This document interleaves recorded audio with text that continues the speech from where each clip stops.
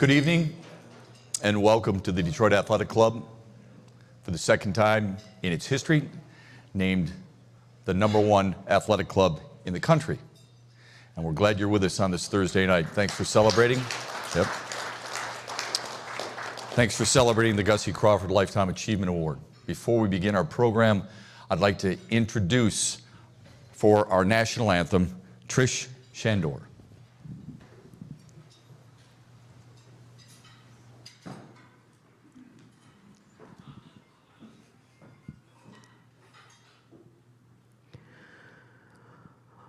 Oh, say, can you see by the dawn's early light what so proudly we hailed at the twilight's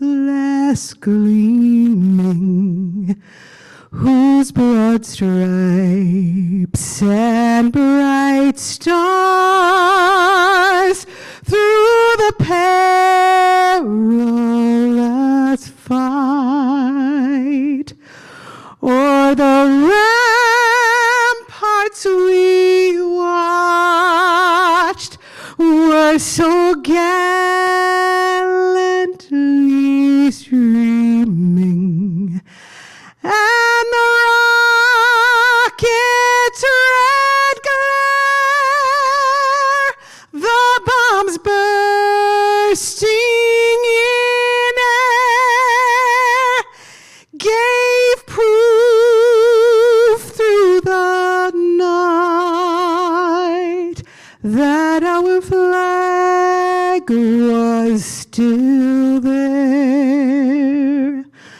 Oh, say, does that star-spangled banner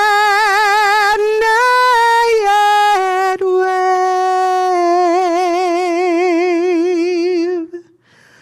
o'er the land of the free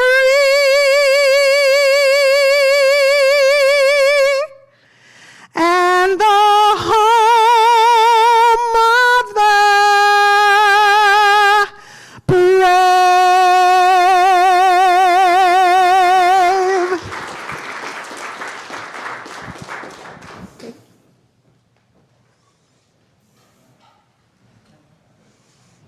Well done, Trish. Before I introduce myself, I'd like to thank Charles Johnson, the CEO, and Rob Barr, the athletic director here at the Detroit Athletic Club. It's a special place. We're here to honor a special man, and we're honoring a number of special people here tonight. But to have it here as one of the jewels of this great city of ours is truly special for us, so I want to thank them. My name is Matt Shepard. I am honored to be here for you and proud to be the Tigers play-by-play voice on Fox Sports Detroit. I live my dream every single day because I grew up in this town. The Tigers are my favorite team. The 1984 team was my favorite team, still remains my favorite team. And I'll be honest with you, I have to pinch myself every day knowing that I get to work with such great people in such a great town for such a great franchise and representing our network and the Tigers every single night. So for folks to have me here and ask if I could do this, I jumped at the opportunity. Before we get to our first guest, I want to just use a quote from the 47th AAU president, Dr. Roger Gowdy. The AAU has been raising champions on and off the court for more than a century. Well, in order for that to take place, the AAU needs a steady hand, doesn't it? Any good organization needs steady leadership. Dr. Gowdy provides that. Ladies and gentlemen, a man who's been part of the AAU for more than 4 decades, Dr. Roger Gowdy.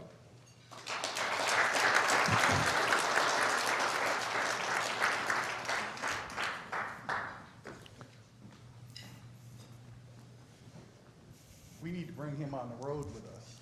I I like that. That's one of the best introductions I've ever had in 40 years. Thank you. That's very, very kind of you. But the reality is, the AAU is a compilation of volunteers and people that make things happen. I get way too much credit when things go well, way too much blame when it doesn't go well. So anybody that's been in leadership roles knows how that works. But there's people in this room that I really look up to and admire, and the one that this award is named after 5 years ago, Gussie Crawford. You look at this young lady when she is the only female president in a 132-year history of the AAU. What better person to have the award named after than Gussie Crawford, right here.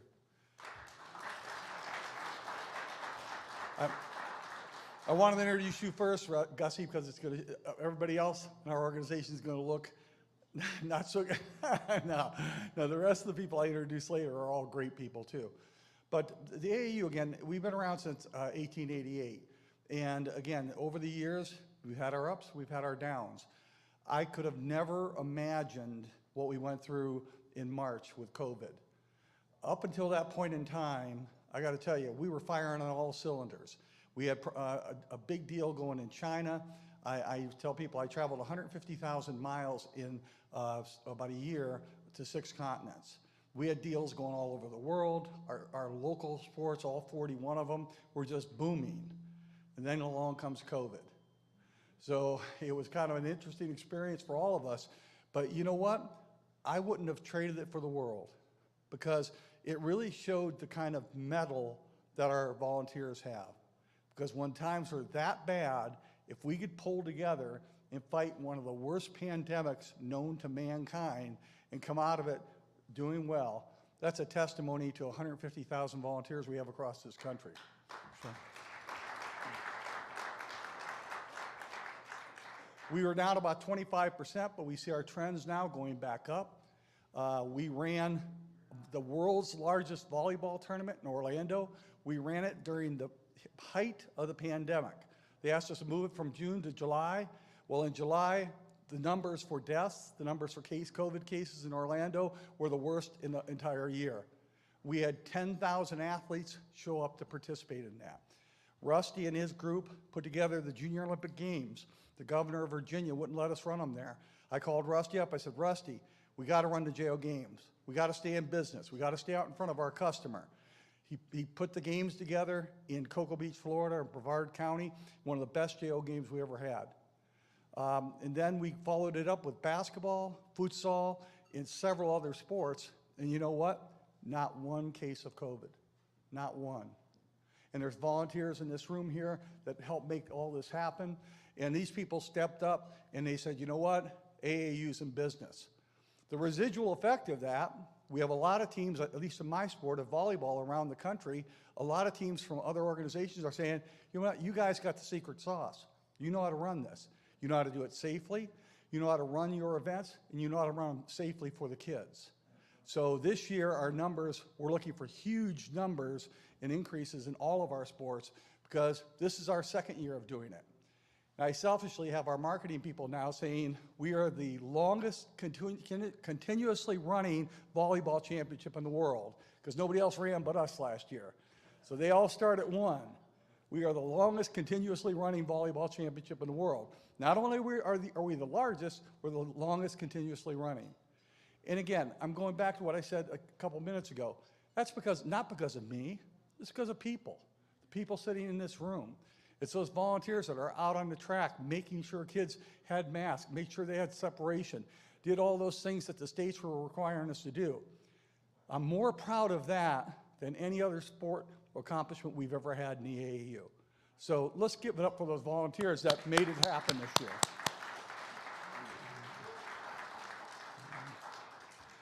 I'm supposed to introduce after Kristen at this point in time. I'm supposed to bring Kristen Ritter to the stage. Huh? And turn on the video. Missy is correcting me. Missy keeps me in line. When I'm out of line, Missy will put me back in line. I'm supposed to say, watch the video, then I'm bringing Kristen Ritter to the stage.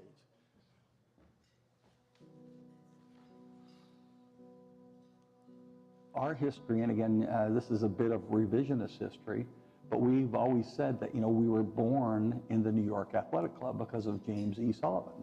And he was a president of the New York Athletic Club, and he was also a president, I believe the 7th president of the AAU. Well, it's partially true. James E. Sullivan was a 7th president of AAU. He was one of the founding fathers of the AAU, but the first athletic event ever held was at the Detroit Athletic Club.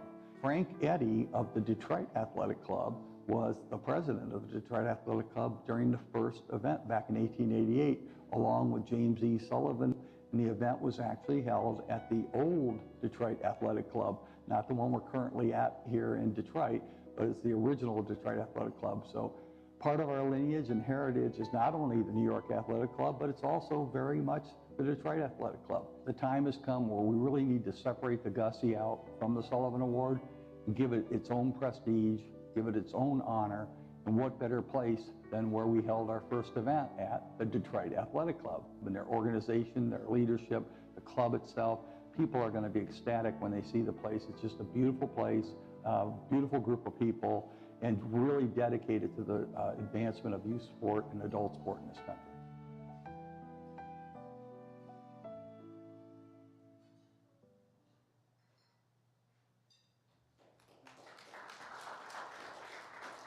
Now I'd like to introduce Ms. Kristen Ritter, the president of the Detroit Athletic Club.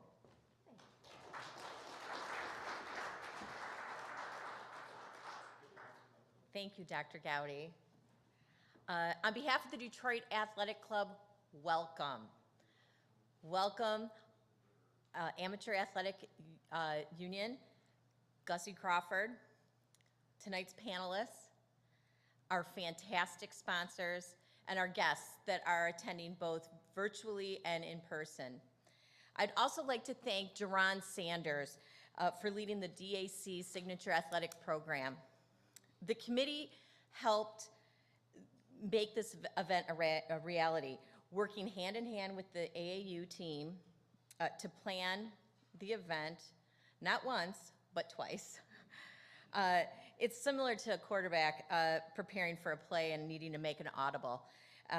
We needed to change the play. I'd like to also give a big shout out, DAC shout out, to Rob Barr and Shannon Murray. Without your commitment and your attention to detail and rolling with the punches, we would have not gotten here. So thank you very much.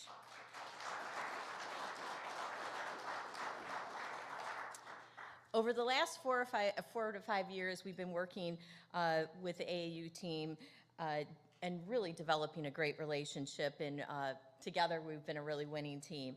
And I want to give a special thanks to Dr. Roger Gowdy, Melissa Willis, Pam Marshall, Cindy Trombley, and many other AAU volunteers. I know Joe's here, as well as Rachel, and so many other past presidents of AAU as well. Also, without your support and the support of our sponsors, or with your support as well as the support of our sponsors, we are able to make a charitable donation to 3 well-deserving causes. The Track Life University, which is an AAU program ran by one of our panelists, Darnell Hall, the Detroit Boxing Gym, and also the Ali Center. I also want to point out, just call out our sponsors. Meyer, our presenting sponsor. Without your help, we would not be able to put this program on. Thank you so much to believing in the AAU Gussie Crawford Lifetime Achievement Award. It's a great event, and we have Meyer on for the next few years, so it's great. Ideal Group, Dynatrace, O'Keefe, AAU of Michigan, Foy Insurance, as well as many DAC friends, as well as AAU friends. Speaking of friends, Dr. Gowdy, your friends at the Detroit Athletic Club would like to present a small token of our appreciation. I understand that during one of the tours that you had throughout the club, you appreciated the collage of historic pictures of the DAC from our old clubhouse from the late 1800s when we first had our event together in 1888 that was hosted at our old clubhouse. So on behalf of the DAC, we'd like to present this to you, and you can put it in the AAU office down in Orlando. I would love to put it in my office, but everybody's going to be fighting over that. Everybody's going Without further ado, thank you very much. Have a great evening, and thank you all for being here, and welcome to the Detroit Athletic Club. Thank you very much, Kristen, and the Detroit Athletic Club. That was really, really nice. And I tell people about that all the time, and they said, well, I looked around the club. I said, well, it's in the basement, right? Isn't that collage in the basement? By the bowling alley. Yeah, that's what I tell them. Nobody can find it. Now they can find it in my office. Thank you very much. That really means a lot to me. All right, I have the task of introducing some of our guests that are here. Darnell, I'm going to let you introduce your table when you get up here for your piece, and I'm going to take care of the officers and the group that they gave me a list on. So I couldn't get this many people to a place like this, to a dinner, if I bought them free dinner and drinks. So you show you how much they love Gussie Crawford, because we had about 20 people. When I said we're doing this, we're going to do it at the Detroit Athletic Club, they all showed up. So with us tonight, the officers, Rusty Buchanan, our first vice president, Joe Gura, our second vice president, Joe Mirza, our treasurer, and Cynthia Tromley, our secretary. We have with our AAU sponsors with us. They're not here tonight, but I'd like to recognize Michigan AAU. The governor of Michigan AAU is Sharon Schatz, and Jim Foy of Foy Insurance, our insurance carrier. Also, we have with us tonight from our board of directors, Mr. Bob Blanford from Kentucky AAU. He's also been on the volleyball executive committee for a number of years, and Bob's a dear friend of mine and a dear friend of Gussie's, and he's just a great guy. Mr. Louis Bellinger, who's from the Lake Erie district, and is the national chairman for the sport of diving and swimming. Louis? Okay. And last, by no means least, we have Darnell who's going to introduce his table, and he's with Michigan AAU Track and Field and the National Committee. We have Albert Gates from the Lake Erie District, and he's on the Gussie Award Committee. Steve Bernard from Michigan AAU, Steve, and Orlando Watkins from Michigan AAU. And if I missed anybody, blame Pam Marshall and Rachel D'Orazio, because that's the list they gave me. But I want to thank all of them and all of you. And seriously, that means so much to me. That really does. That is a very meaningful thing that the Detroit Athletic Club did. And I see this relationship going on for a long time, because I've said since I started this award 4 years ago, it's my opinion that the Gussie Award is going to be more relevant than the Sullivan Award in about 4 or 5 years, because we're righting a wrong. We're going back in time and saying, why didn't this person win the Sullivan Award? Why was this person shunned? And if you look at each winner so far, they were great athletes, but during the time, it just didn't wash with what the AAU was doing. AAU is not a perfect organization, just like a lot of organizations in this country today. And you see all the challenges we have in our country. We have somewhat of a divided country. And Darnell's going to talk about that, so I'm not going to steal his thunder. But I think we can be the conduit for solving a lot of our country's problems. We, as AAU, have a thing called the Urban Initiative, which works with cities. We've been doing it way before it was popular to do that. We've been doing the Urban Initiative since about 7 years ago when I took over as president. So we're going into cities. We're trying to help kids. We're trying to help people. We're trying to be fair to everybody involved. We have another initiative called AAU Cares, headed by Joe Gura up front. And I believe Detroit Athletic Club has something similar. We're trying to do the right thing for people. Do we always do the right thing? No. But do we try? Yes, we're trying. We're trying every day to do the best we possibly can for the kids, athletes, and people of our society. So thank you for having me here today and our group here today, and I'll get on with the program here. Thank you.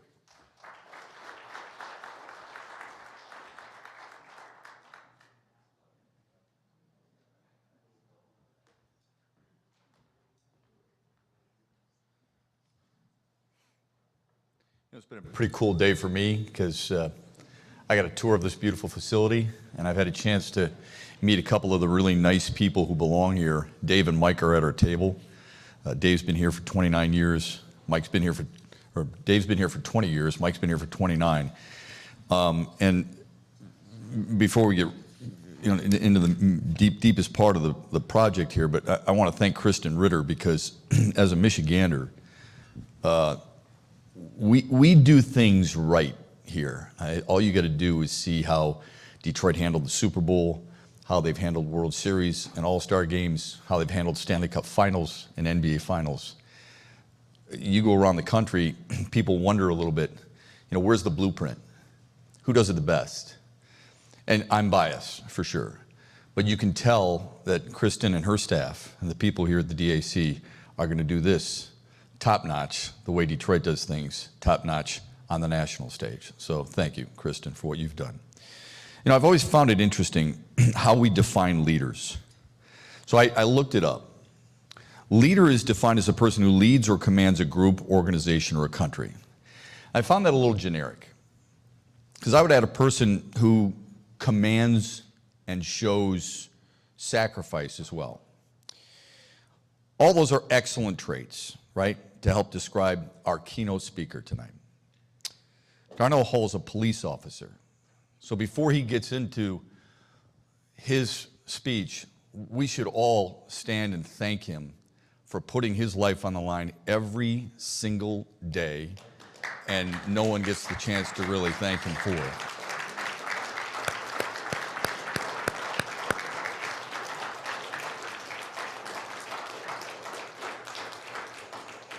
So Darnell, God bless you and the men and women, the brave men and women in blue here in this great city.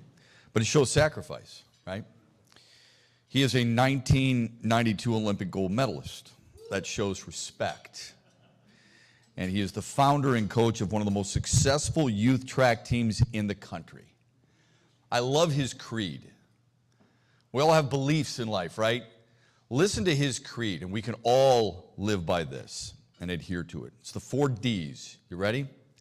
Determination, dedication, desire, and discipline. That's leadership. Watch.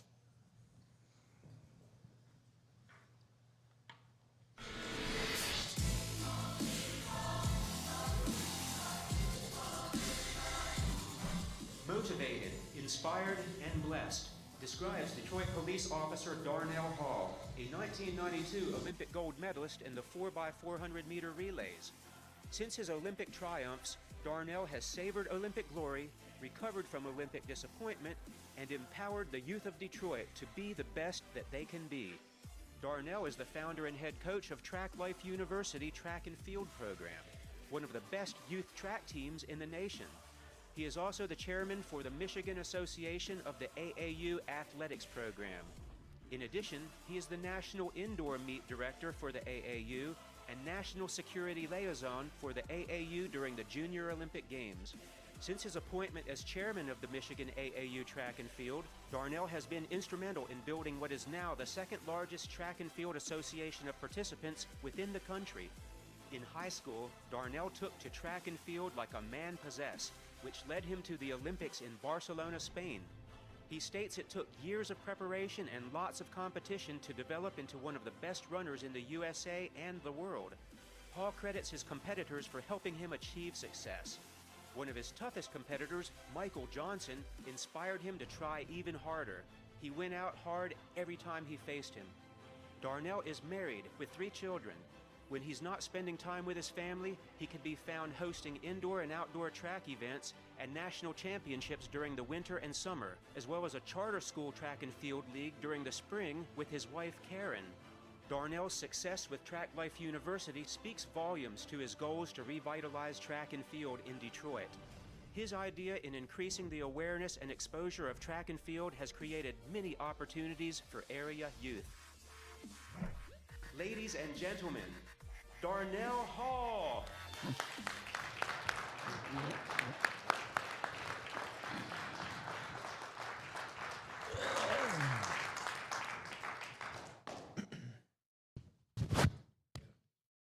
Wow. Well, first and foremost, I want to real thankful that I'm here. I want to thank God for allowing me to be here.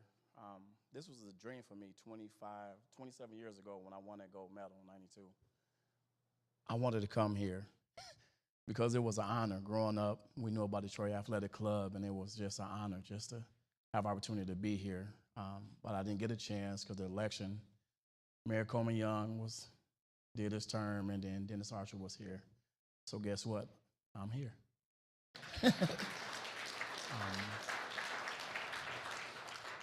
I want to start off by saying Missy gave me some pointers, what to talk about, what not to talk about, and it was wonderful. And I went to Dr. Gowdy and said, Dr. Gowdy, what direction you want to go in? I said, if you throw the alley-oop, I'm going to dunk it. He said, well, Darnell, I just lost my father, just lost my brother last night, and he was a trailblazer, just like Miss Crawford. He battled with Agent Orange. He was a veteran, but he was proud of his brother. So I'm going to start off saying I'm proud of AAU, and I'm proud of what we do and how we all stay together as one unit, no matter what color you are, age, there's no discrimination. Dr. Gowdy is going to head down 75, hit the turnpike, and he's going to be that trailblazer for his family. And that's what taught us. That's what taught me standing here, being the person I am, understanding what family means. Yes, we do not want to talk about COVID, but I'm sorry, we have to. And the reason why we're going to talk about it, and I'm going to say something about it, we owe our children. We owe them the utmost respect moving forward, that we give them the best moving forward, because they was dealt a hand that didn't have nothing to do with them. So before you leave here, question yourself, ask yourself, take it beyond AAU cares. Love our youth. Use what Miss Crawford started as a trailblazer to pave the way through amateur athletics, through sports, to make it a better, safer place for them. They need us more than we ever need them. We owe them that. So in 2021, let's do it. Let's not say we're going to do something. Let's do it. Because when Dr. Gowdy sit in that car today, and he drive home, and he got to be that trailblazer, reflect on the good times, but also reflect on the times that your brother and many of us who lost loved ones that were trailblazers. And Miss Crawford, saying thank you is not good enough. I'm going to say well deserved. And what you was waiting on.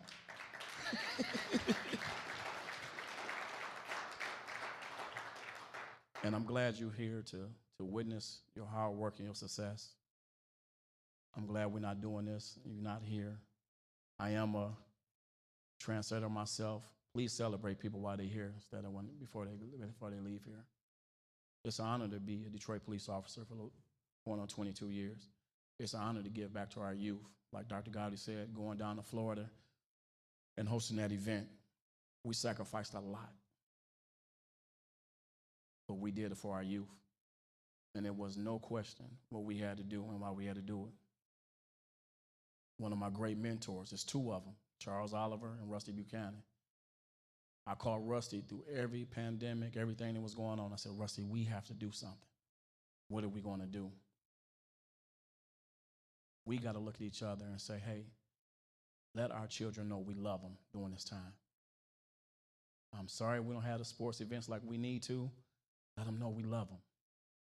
Whatever was going on in your club, let them know we love them, because we're coming back. And it's not bigger, it's not better. It's an honor of Miss Crawford. Let's do it.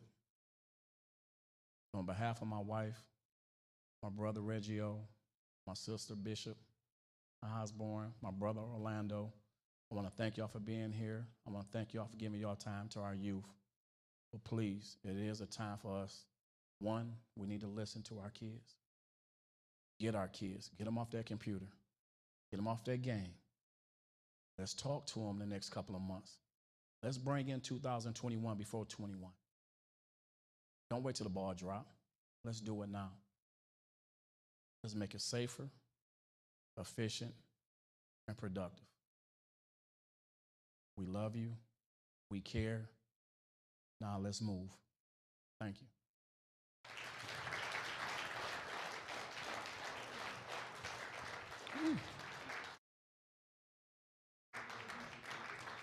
Oh, my wife good at that. Okay, all right. I want to give him a chance to introduce the table, but he did the right thing. He just, you know what, let the wife handle that. She's probably much better at that than all of us, right? Darnell, could I ask you to stay up here on stage for us, please? We're going to ask some of our other participants in a little Q&A here to celebrate how important youth athletics are. Ms. Sarah Dresinger is a co-founder of Dare to Be. She's an accomplished softball player, one of the best softball players, one of the best athletes, female athletes the state of Michigan has ever produced. Sarah Dresinger is with us, and she'll be coming up. Sarah, she's now the assistant softball coach at CMU. Sarah Dresinger, everyone. Eastern Michigan University Vice President and Athletic Director Scott Weatherby is with us here tonight. Great perspective on what student athletes are having to deal with today. And one of my bosses, and another one of my bosses, Senior Vice President, General Manager of Fox Sports Detroit, Greg Hamrin, is with us. And look, I would encourage anybody who has a question, I mean, feel free, just raise your hand and we'll kind of relay that. We've been asking if you have any questions, you can put them on index cards. We have one, I have plenty, but if anybody else, if something comes up, something you think about, feel free, okay? And we can get to the panel. I'd like to ask each of you, and you can just bounce off one another, what sports meant to you growing up? How important was it in your life? Darnell, why don't you start us? Well, it was all sports.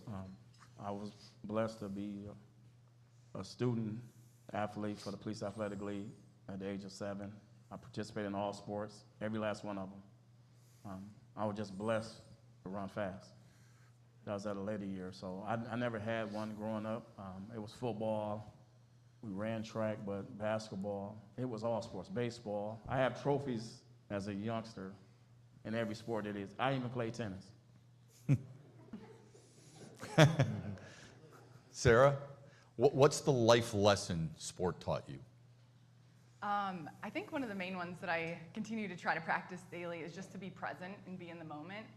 I think sometimes if we're thinking too far ahead, just playing softball, I was a pitcher, so focused on going the distance, staying in all 7 innings and throwing that full game, I think we get ahead of ourselves and, we have to just take it one pitch at a time. And I think right now, just one day at a time. Scott? Yeah, I played sports all through into college, and it was football, it was baseball, I wrestled, I played hockey, had never played before till my senior year of high school, and they convinced me to be a goalie. And track and field's the one thing I didn't do. I didn't like to run. I still don't like to run.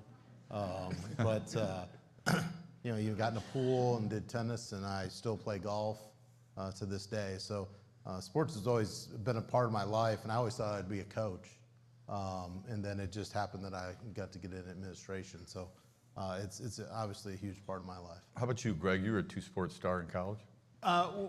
Well, I echo a lot of what these people up here are with me saying, and that it stays with you your whole life, right? I mean, you ask what we did, what sports we played in our youth, and they're going to be across the board. We're going to try everything, but we fell in love with the concept of sport, with the idea of sports, and what all the positive attributes it can bring to your life, and made it our vocation.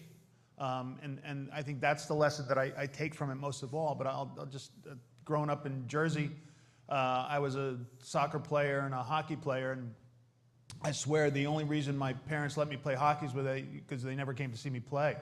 And I wanted to play football, but they wouldn't let me, so I tried hockey. But and so I did that in college too, soccer and hockey, and I never wanted to leave that team atmosphere, that theoretical locker room. Never wanted to leave it. Mm-hmm. We've talked about leadership a little bit here tonight. Sarah, I'd like you to start this because you're a coach right now, assistant coach at CMU, and you played at such a high level. Where's the leadership angle come from for you? And what's the greatest traits leaders can possess? No pressure.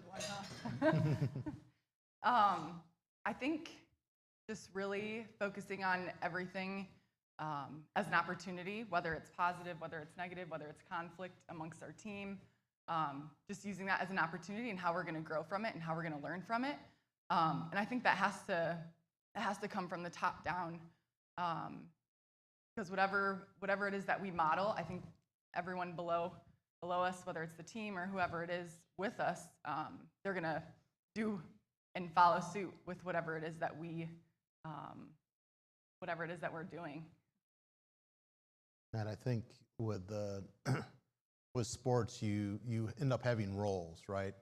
When you're on a team, there's different roles that become apparent and some people have those roles, and others, choose to try to do more, or some try to do less. I think leadership just comes from being in the sport, and you always hear like, "Oh, Sarah's the one that held the glue to keep the team together. She's the one that helped pull people together and get the most out of them." You need to have a coach on the field, or you need to have a coach on the track that's helping other student athletes to get their best out of them. And that's where the leadership comes from. And I don't feel like I can lead a department if I hadn't gone through those sports to be able to bring a team together and get the most out of all of us, and be that captain, or be that person that brings in somebody to the huddle and say, "We've got this, we can do this." And I think those traits are learned there. And then others learn their role. There's some people don't want to be up front. Others want to be, "Look, I'll be your second in command, or I'll be the workhorse for you." And we need a lot of those and have that. So I think that's a big part of the whole leadership with sports. I think a lot has to do with responsibility. Dr. Gowdy talked about giving credit, taking too much credit when things go well. But I think a leader needs to take responsibility from the beginning, the middle, and the end, whether that's good or bad. You got to stand up and say, here's the direction we're going to go. You provide the resources, you muscle and wrangle all the resources necessary, and you inspire and train and give people freedom to make decisions. And if it wins, great. Stand up and give responsibility, give the credit to your team. But if it doesn't work, you need to take responsibility for it as well. And I think that's the biggest part of leadership from my perspective. Darnell, how are you passing those leadership traits on to the young men and women you touch? Having a hard time. Well, the one reason, because when I was raised, how we was raised, leaders was born, not taught. This generation is taught that are born. And they have to be comfortable within themselves to take those initiatives to chastise their teammates in a positive way, not in a negative way. And I learned that over the years, just recently. I have one of the most talented teenagers that's in the country, about 5 of them. And one of the hard parts we have in is leadership, because they love each other too much, unconditionally. Can each of you give us an example of your days, okay, whether it be this week, last year, whenever, in which the leadership capabilities you were able to create playing athletics helped you in your line of business? A specific example where you've had to use that leadership trait to make a very difficult or an easy decision, have some type of discussion with, could be teams for Greg. It could be student athletes for Sarah. It could be coaches for Scott. Scott, can you give us an example of that? That's what I was trying to think of. We go through so many, when you're playing a sport, you go through so many different ranges of whether it's emotion or challenge. And I think things that sports brought to me is quick decision making. And I always try to put myself in somebody else's shoes and decisions. And and do that. I'm trying to think if there's anything specific that I've done. Like I had a coaches meeting today, and we're talking about how are we going to handle our student athletes that are supposed to be graduating this year and be done with their eligibility, and are we going to have them back or not have them back? And so I can't relate any of that to anything we've ever done. We talk about how there's no playbook right now. Yeah. I don't have the COVID-19 or here's the pandemic athletic director, and Sarah doesn't have the coaching manual. So I can't think of anything that's specific, but I know that every day when I work, because I have been in the sports, I can relate to the coaches. I can relate to the student athletes. Obviously, I had to make a tough decision a few years ago and cut a couple of sports.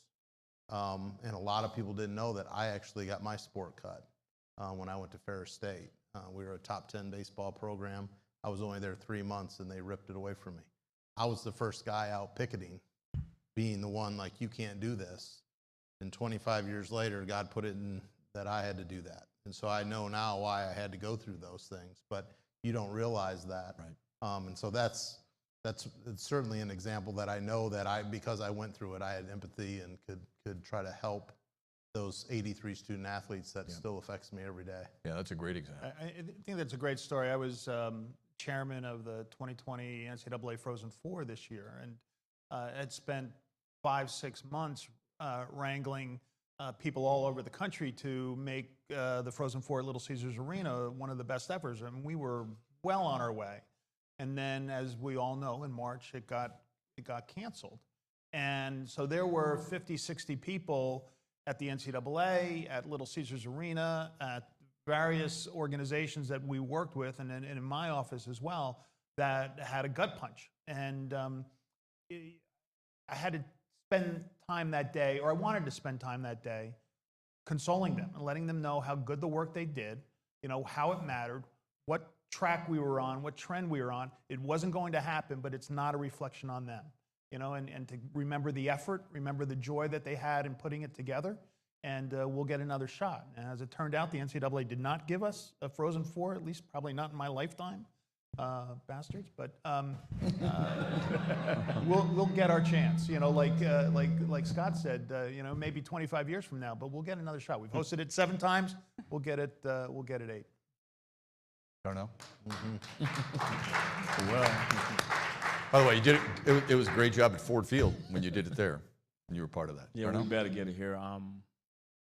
I learned through my past experience, don't tell your youth what you achieved, because that's your story, it's not theirs.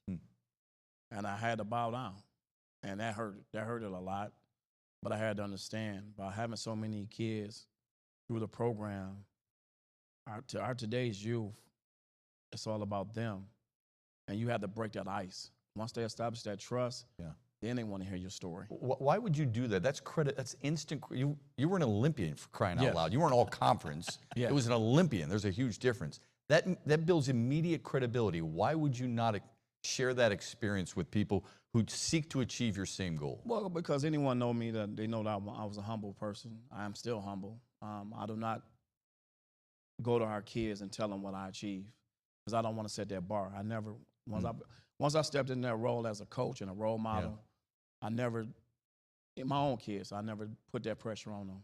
Sure. Even the girls that's running good right now and the program is successful, I do not do that to this day.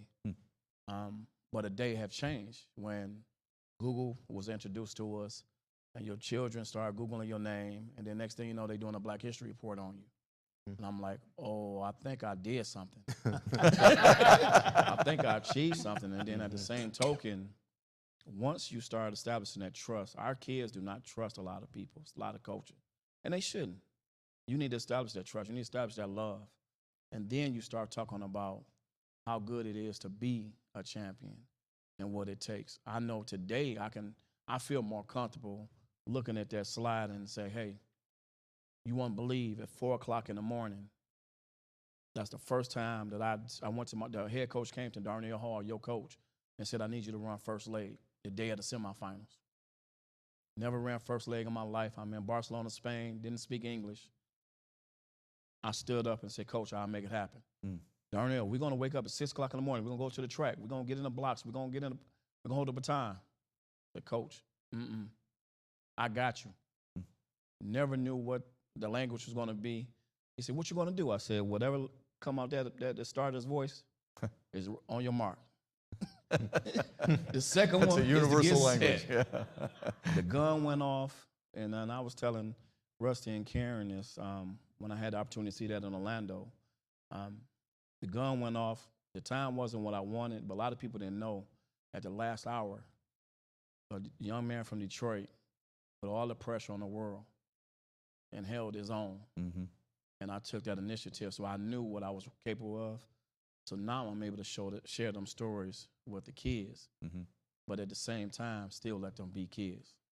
That's a great story. Sarah, something similar. I mean, you were Miss Softball in the state of Michigan. You're an All-American. Not that you have to show every player you coach your resume, but is there a story that you can give to us that relates leadership with what you've learned growing up and, you know, kind of pertaining it to now? Yeah, with the company that a colleague of mine and I started called Dare to Be, we often struggle with just introducing ourselves and what all that we should say, or you know, what we want to share with whoever it is that we're speaking to or speaking with, and whoever we're meeting with. And our supervisor gets on us a little bit and tells us that, you know, instant credibility, like you need to share some of those things. And you know, we were just talking about this last week, and just forming it in a way of, you know, as opposed to talking about accomplishments, talking about what I've learned from these experiences. That's why, you know, that's why we do what we do, and that's why we're there.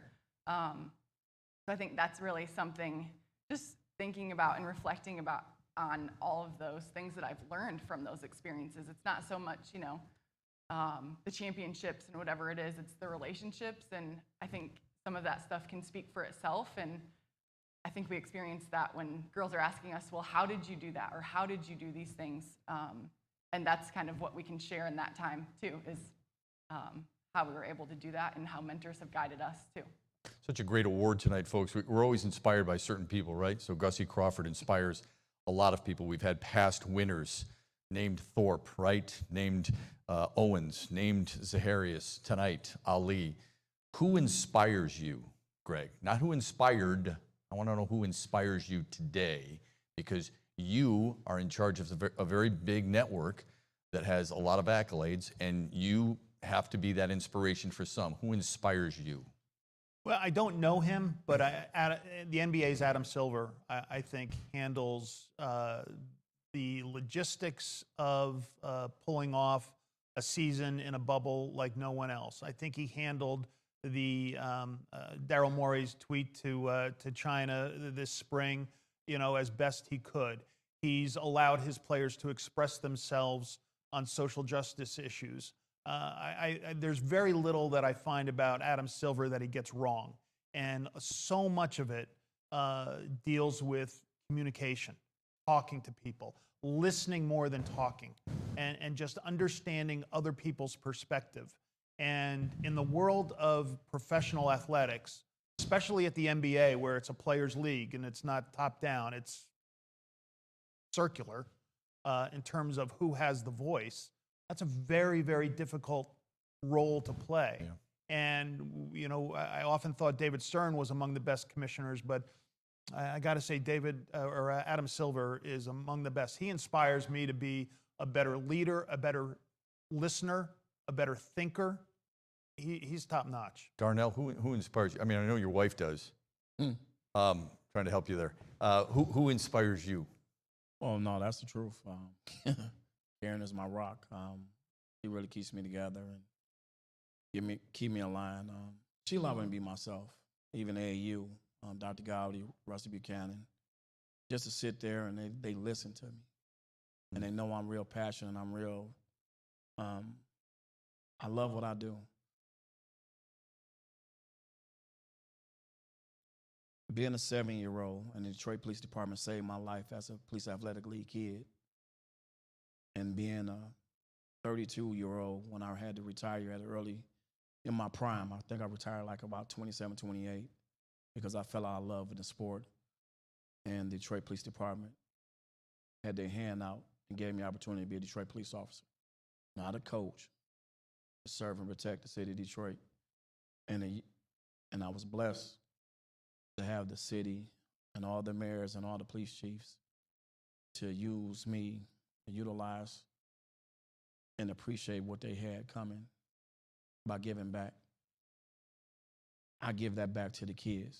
It's not about me. We all just talked about it. We don't talk about ourselves. We don't talk about our accomplishments. I had kids that win the Super Bowl here in Detroit. I did not attend. Orlando, daughter, won the NCAA championship. I had my whole track team at Buffalo Wild Wings. I was a fan. I like to show our people what it means to be a fan because I didn't have that.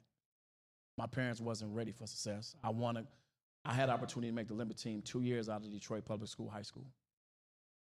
2 years. I ended up having an opportunity to win the gold medal. 3 years later, I'm a 3-time world champion as well. So what inspires me is that taking advantage, educating all these parents on success and failure, and doing what AAU does, what the city of Detroit does, what the Detroit Police Department is doing, giving our kids the opportunity to give back, open up avenues, because you're not going to be able to participate in athletics all your life. Whoever thought we was going to be coaches, mentors, father figures, parents, that will get you. It's in your heart and your soul. Yeah. You can write down your speech all you want to, but your soul got to tell you what you want. And the common denominator, youth. Yeah. Yeah, that's why you're all up here. Sarah, where's the inspiration come from for you? We chatted about her a little bit earlier, but Carol Hutchins, she's the head softball coach at University of Michigan. I think just she really taught me how to deal with adversity, and you know, she's a tough one. She doesn't coddle you, if I must say that. But just, I said it earlier as well, her voice is still in the back of my head, I think, as I'm really trying to influence these kids that are a part of our program at Central Michigan, and then the other kids that we work with as well. But I think one of the most memorable things that she said to me was, we were at Super Regionals, and there was a very bad flu going through our team. A bunch of us had just got done getting sick, and she just said, just give us whatever you have. And I think that's going to depend on the day with whatever it is that we have, but just being able to feel that and understand that, you know what, all she wants for me to do is my best. She's not expecting me to be perfect. And I think just with that, I think a lot of kids are trying to be perfect with whatever it is that they do, or that fear of failure. And I think that's something that you have to work through. But I think just having somebody that just wants you to give your best and doesn't expect you to be perfect throughout all of that was really important too. That's well said. Scott Weatherby has a coach, his football coach, his name is Chris Creighton. He inspires me because he's a phenomenal human being, but he's a hell of a football coach too. How about you, Scott? Who inspires you? Chris is certainly one that I was going to mention. Even my wife last night watching the game, he gave a talk about Veterans Day and saying thank you, and she's just like, man, I love listening to that man. He just gets you want to run through a brick wall for him. You know, what inspires me is my mom. I'm a mama's boy through and through, and I wear my heart on my sleeve because of her. And so I always worried I'd disappoint her. That was always kind of you talk about from that in the back of your, always looking over. That was, so my mom inspires me, and she was just up visiting last week. Scott Strickland is a mentor and somebody that I really look up to. And so I think if I had somebody in our industry, that's who I'd look up to. He is the athletic director at the University of Florida, was just named the Sports Business Journal Athletic Director of the Year. He gave me a really shot in the arm by hiring me at Mississippi State. I guess it's been 8 years ago, and took a risk on somebody he didn't even know, and then really pushed me. And I look at things through his eyes and his lens now, that I didn't do that when I would go to a sporting event, or how I viewed our student athletes. It made me better by being around him for 4 years and having the opportunity to kind of have him be a mentor. So he's somebody that certainly inspires me. All right, lastly, and Dr. Gotti was talking about this earlier, you know, the passion you all show, and really everybody in this room, is pretty evident. This is why we're involved, right? Because you're trying to be difference makers. If somebody asked you, why should young people get involved in athletics? Why should they get involved in sports? What would you say to them? We need you. For what? Turn around. Retention. You come from a good crop, it's time to give back. We just cannot just settle to have our kids just give, they want, but not giving nothing back in return. I work midnights. I have a strong passion about that same volunteer when I was 7, 8 years old who worked in the plant, who took the time out to coach us in Little League and summer activities. So I understand. That's my relationship. That's my message to the youth. Now I'm doing the same thing that happened to me 40 years ago, 4 decades ago. I'm walking in those same shoes, giving back in a positive way. That's why it's very important to have your kids, your student athletes, leave your program on a positive note. No matter if they make the Olympics, NFL, NBA, when they finish that last game, that they took their shoes off, they dribbled that last ball on a good note. Those are the good volunteers that you want. Those are the good retention type of coaches that you need. Those are the good referees that you need. Mm-hmm. Giving back in a positive way. Sarah, why should kids get involved in athletics, do you think? They can teach you things that I don't think you can experience in many other places. Just being a part of a team, I think suffering together, that shared suffering really brings you together. And then experiencing everything along that spectrum as well, from obviously from those blood, sweat, and tears, but just from winning together and building relationships with people. It really teaches you things that are going to serve you throughout the rest of your life and open doors for you throughout the rest of your life too. And I think just being a part of something bigger than yourself, it really gets you out of your own way, which I think is very essential and can just help you as you grow older and continue to grow throughout your whole career. It's interesting you brought up losing too, not just winning, but what losing can teach you. Scott, why? Yeah, sports is life to me. Sports is you win, you lose, you have battles, you have adversity. You know, I have a thing in my office that says adversity is preparation for greatness. If you go into our football team room, it says tough times don't last, tough people do. I mean, it's those types of things that, you know, because of sport, you come together as a team. You know, in school, they want you to work on group projects. Why? Because when you get out into the real world, you have to work together and that's what sports does to you and you can do it at a much earlier age and have that opportunity. So I just think it builds leadership. It can build understanding and roles that we talked about earlier. And you have the losing side of things and the winning side of things. That's why I think it's important that we get them involved in sports so you can go through that. And then there's accountability to it, which we struggle with a lot. And it's a lot of things just aren't handed to you. Some sports, they are a little more than others nowadays, but you know, we got to continue to do that so we can build our future leaders through sports and then leave it all out, right? I love the fact I'd love to see all of our seniors, you know, put their glove down at their last game or, you know, take their spikes off the track when they're done and know that they did everything they could.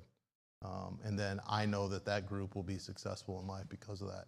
Our best leaders coming out of Eastern Michigan are our student athletes, I'm telling you. We have the best grades. We have the hardest working kids, and I'd put them up against any of our rest of our student body. And so I think that's because of sports. I would echo what all the panelists said about the lessons from winning and the lessons from learning to lose graciously, learning to win graciously. That'll carry you through life. But on a deeper level, especially here in Detroit, there's a speech that I give about how Detroit is the greatest sports town in America, and I do it on a factual basis, not an opinion basis. But I asked the room this question. Look where we are. We're at the Detroit Athletic Club. We're not at the Detroit Chess Club. And look at how beautiful this space is. Look at what Dan Gilbert is doing to rebuild this city. Look at what the Illages are doing to build this city. Look what Ford Field has meant to this city. This city is being rebuilt literally on the backs of sports. It's part of the ethos of who we are.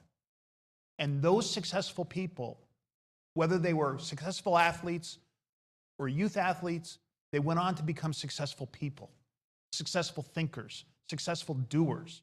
Those are the people those are the lessons that they learned from sports and took with them into their adult life. And I just think because of people like that, because of sports, ultimately, this is the greatest sports town in America. And I can point to you 1,000 reasons why. Right. You're getting all the applause. Darnell, Sarah, Scott, Greg, thanks for your leadership. Well, thanks for your inspiring words. Great role models. Thanks for coming. Thank you. Thank you. I'd like to introduce Melissa Willis now, and Melissa is the AAU Gussie Crawford Sullivan National Chair. Melissa? Good job. Great job.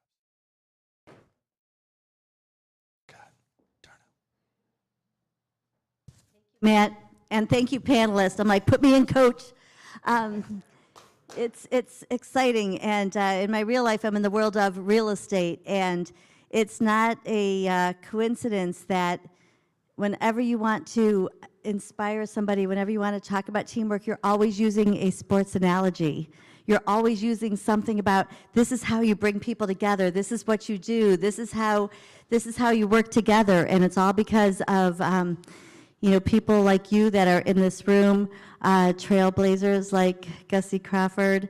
It's so exciting. And I'm married to as a head high school football coach, I have 3 daughters who have been through a lot of sports. And, the one thing that resonates with all of you is just the passion for the sport, the passion on giving back, and the passion on making others better. And better every day. And I think that's why I love sports, and I think that's why all of you love sports. And to have the trailblazers in this room is just amazing. And to have the passion of somebody like Gussie Crawford, is very exciting to honor tonight. So what I would like to do is draw your attention over to the screen to share a little bit of a history video of the Gussie Crawford Award while I have Dr. Gowdy and Gussie Crawford, if you can come up to the stage as we show this video.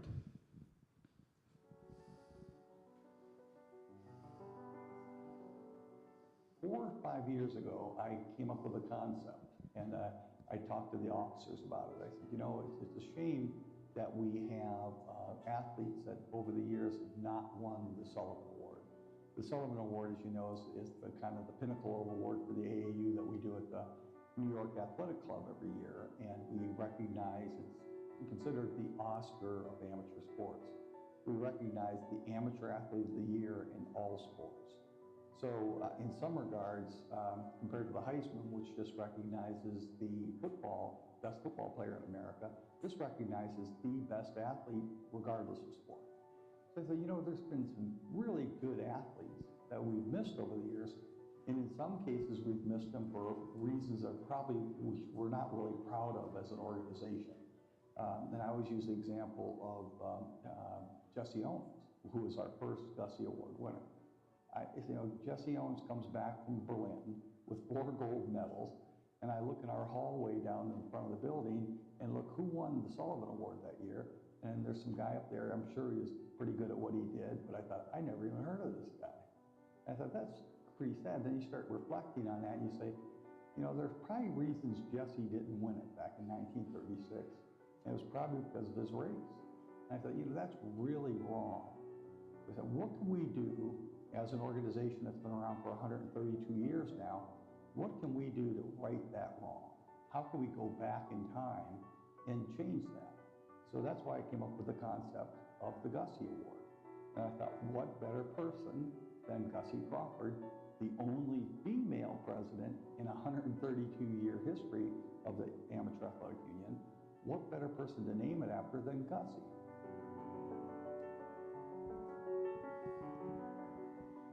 And the other thing about Gussie is she's one of the most genuinely kind and loving people you'll ever meet. And this girl right here, I couldn't think of a better person for this award to be named after than Gussie. So I called Gussie up and told her the concept. And I've got Gussie, being humble as she is, that wanted an award named after her. And I said, Gussie, there's no better person to name this after than you. So it ended up being called the Gussie Crawford Lifetime Achievement Award.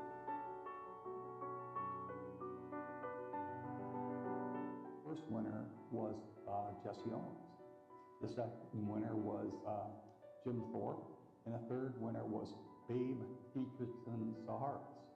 And if you look back at those three athletes, for a variety of reasons, they were probably not viewed as a candidate for the Sullivan Award for different reasons. Jim Thorpe was an Indian, American Indian, and he probably was looked over because of that. Babe Dietrichson Saharis, you think back a time when she was an athlete. By the way, she played 8 sports and played on the men's professional golf tour. Women weren't considered athletes back then. That's when they had basketball for women was 3 girls on this side of the court, or 6 girls on this side of the court, 6 girls on the other side of the court. You never crossed a half court because women supposedly weren't fit enough to play the game of basketball.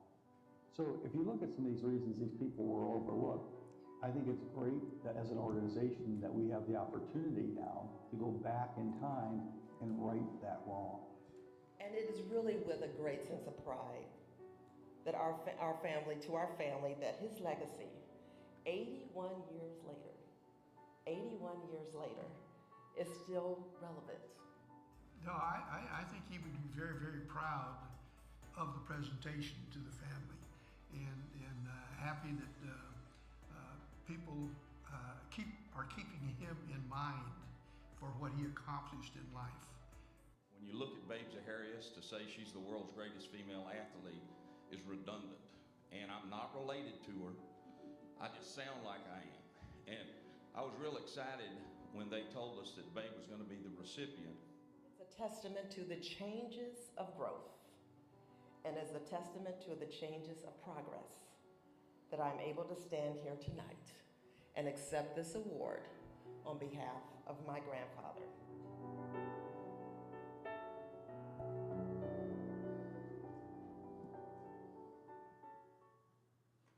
Ladies and gentlemen, Gussie Crawford.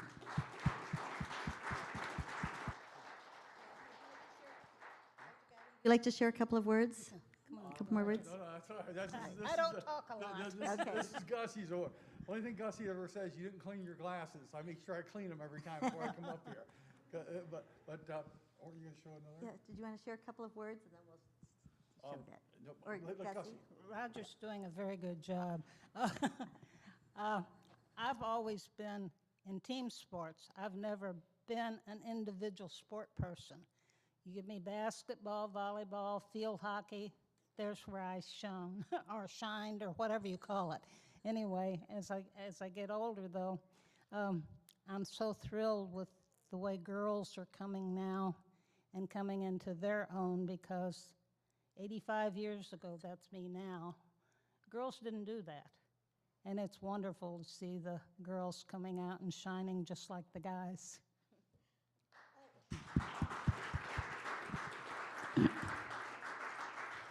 Speaking of girls shining too, we have somebody else who really wanted to be here with you but could not be here and wanted to share a couple of words to say hello. So I don't know if you can see the screen. If you want to stand up here, just can you stand up closer?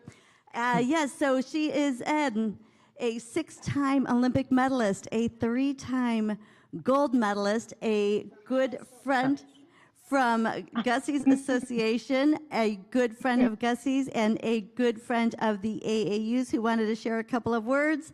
Ladies and gentlemen, Jackie Joyner Kersey. Hi.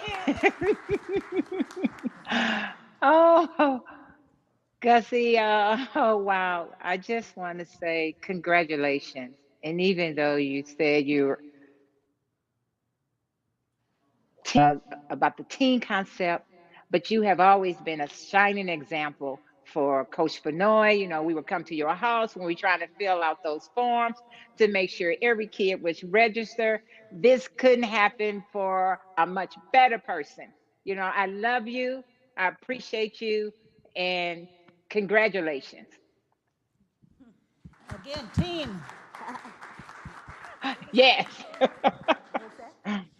Jackie sat at my dining room table with her coach Nino, and this was in the days when you had 3 cards and you stuck a sticker on each one, and Jackie was there helping sticker. Unfortunately, we still Teamwork. have some people doing that. It is the power of teamwork. That is fabulous. Jackie, any other, I mean, obviously athletics has such an impact on you. Any other thoughts, if you've heard the panelists, about giving back or what we can do as individuals to give back to the world of athletics?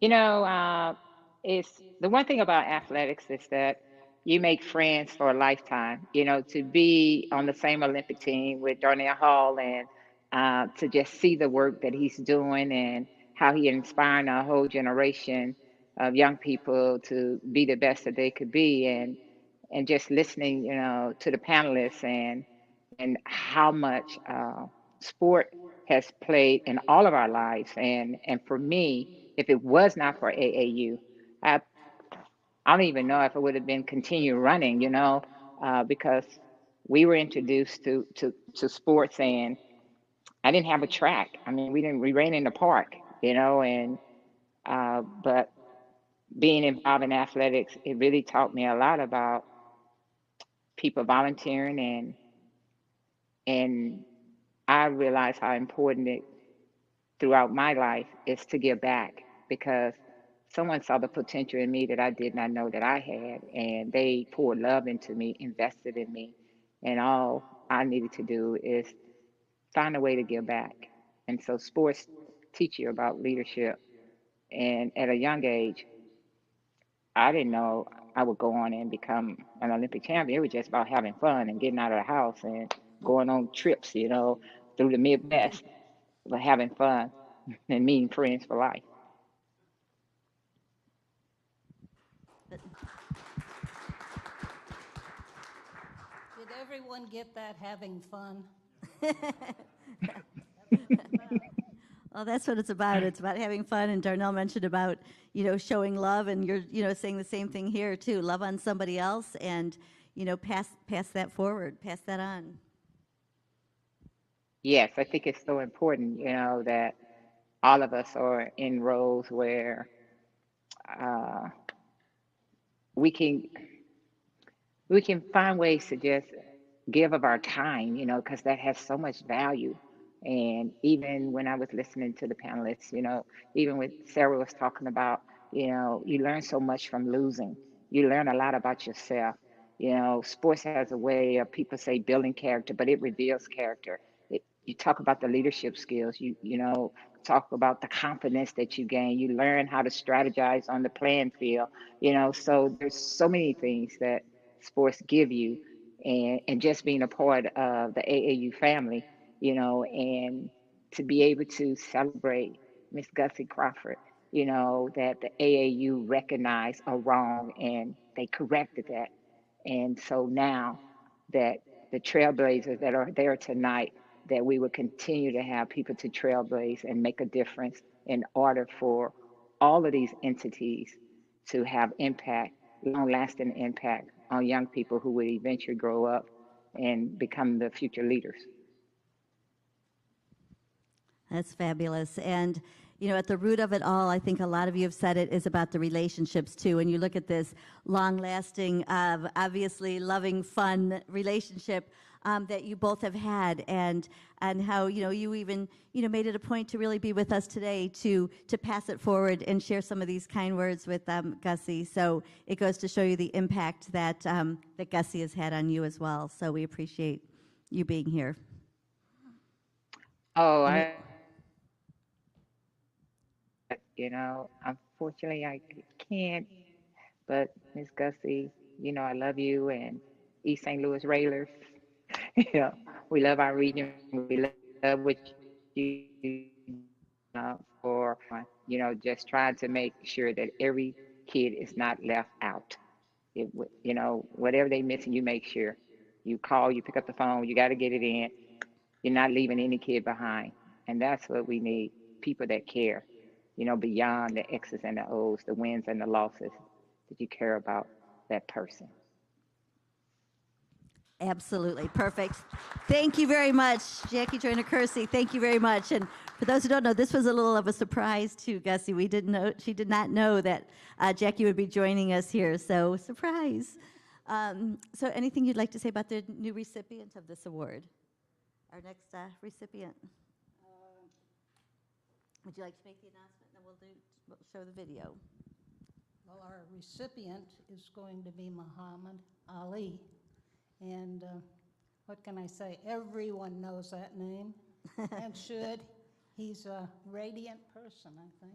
Thank you. Absolutely, absolutely. So let's go ahead and show a little bit of the history video of our next Throughout recipient. our history, there have been athletes who have been trailblazers in amateur sports.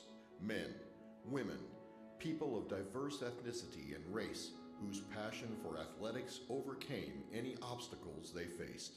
Each year, the Amateur Athletic Union salutes an athlete who embodies that spirit with the AAU Gussie Crawford Lifetime Achievement Award. The 2020 recipient of the AAU Gussie Crawford Lifetime Achievement Award is Muhammad Ali. Muhammad Ali was a boxer, philanthropist, and social activist who is universally regarded as one of the greatest athletes of the 20th century. Ali became an Olympic gold medalist in 1960 and the world heavyweight boxing champion in 1964. He reclaimed the heavyweight title 2 more times during the 1970s, winning famed bouts against Joe Frazier and George Foreman along the way. He retired from boxing in 1981 with a 56-6 record. Ali was the recipient of countless awards. In addition to being honored by Amnesty International with their Lifetime Achievement Award, the Secretary General of the United Nations bestowed him with a citation as United Nations Messenger of Peace. He was also named the International Ambassador of Jubilee 2000, a global organization dedicated to relieving debt in developing nations. He was called Mr. International Friendship by former President Jimmy Carter and was later awarded the Presidential Medal of Freedom. While he wasn't winning titles in the ring, he was out in the community giving back. Traveling across continents, he hand-delivered food and medical supplies around the world. At home, he visited countless numbers of soup kitchens and hospitals and helped such organizations as The Cradle, the Make-A-Wish Foundation, the Special Olympics, Best Buddies, Herbert E. Birch Services, and Fight Night, which generates funds for the Muhammad Ali Parkinson Research Center. At the state capitol in Michigan, he advocated new laws protecting children. In schools across America, he taught children the virtues of tolerance and understanding through his book, Healing. Ali perhaps raised more money for American charities than any other living person. Ali's dream to share his inspiration with the world is being realized through the Muhammad Ali Center in Louisville, Kentucky. The Ali Center appeals to the heart, spirit, and imagination. It inspires both children and adults to form new commitments in their lives in areas of personal growth, integrity, and respect for others, and it gives them the tools to make these commitments happen. The 2020 recipient of the AAU Gussie Crawford Lifetime Achievement Award is Muhammad Ali.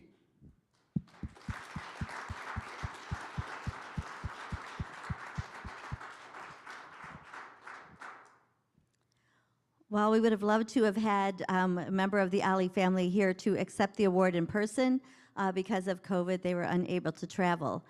So we do have his daughter, Khaliah Ali, who would like to share a couple of words on how special this Gussie Crawford Award means to her and the family.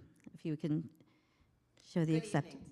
On behalf of my father, Boxer Muhammad Ali, and our stepmother, Lonnie Ali, I want to thank you, as we are so humbled for the Gussie Award that you have presented so graciously to my father. As the Gussie Award stands for change and reaching back in history, making wrongs right, I couldn't think of a finer award that my father would be so proud to have received. Moreover, the profound work that you do is so integral to our success as a country, as sports is one of the most fundamental building blocks for our children. In fact, I can't imagine where my father would have been without. So in the spirit of inclusiveness, powerfully moving together, and all of us being the best we can be unified, again, we are so incredibly humbled to have received this award. Please know that it will be warmly kept and forever etched with my father's history at the Ali Center in Louisville, Kentucky. Again, we humbly thank you, and Godspeed to all.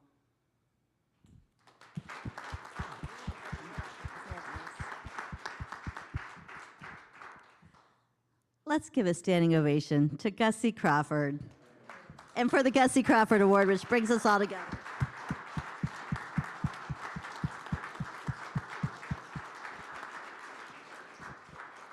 I think once again, in this world of where everybody is separated and social distancing and can't travel, it just shows us how sports once again brings us all together and is a true unifier, and you are all proof of that.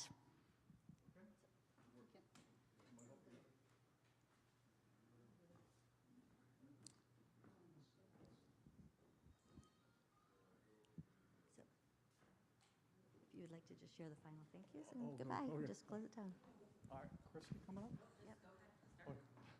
All right. First of all, from the bottom of my heart, thank you, Detroit Athletic Club. I can't see a better, more fitting place to hold this award every year than the Detroit Athletic Club. And as long as I'm president of AAU, we're going to be back here if you want us, because this is a beautiful facility and it's just a leadership role in this country in amateur sports. Thank you for having us. Thank you for being such a great host, and thank you for all the work that you did going into this. Kristen? Have a great night. Thank you all for being here. We appreciate it. On behalf of the DAC Board of Directors that are here today, Dave Devine, Mike Hutchinson, Jerron Sanders, thank you all very much for being here. We appreciate it. Have a fabulous night, and congratulations to everyone. We appreciate it. Good night.